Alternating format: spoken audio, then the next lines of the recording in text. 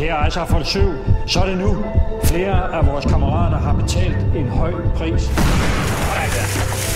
Et eller andet sted er det et karrieretræk. Et andet sted er det ren og skær spænding. Jeg har ikke personligt valgt på noget politisk grundlag eller det er mest for oplevelse og spænding. Det ville være skide hammerende ærgerligt at komme hjem uden et benet, for eksempel. Ikke? Men igen, altså, man kan lave masser af ting uden et ben, ikke? Presser du rigtig meget på?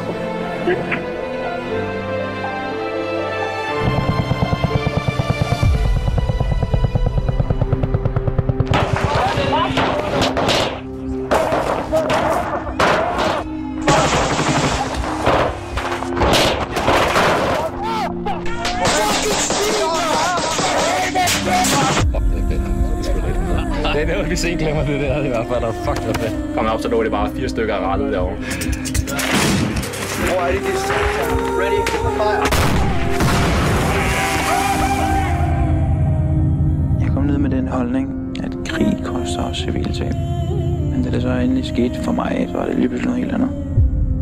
Altså, kan man virkelig leve i en lille lukket verden, så det der, du ser i TV-avisen hver dag med tusinder af mennesker, der dør hele tiden, så kan det da ikke røre mig, at der dør en pige hernede. Lad os i respekt minde vores 3 kammerater. Øjensynligt er der nogen, der har ringet hjem og fortalt, at vi har likvideret sårede talibanere. Er der nogen, der mener, det er det, vi har gjort?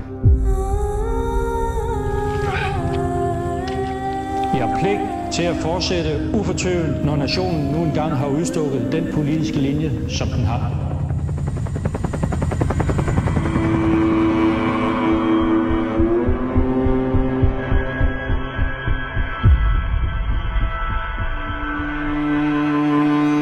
Det skulle ikke for at hjælpe. Altså, jeg synes ikke, det hjælper en skidt.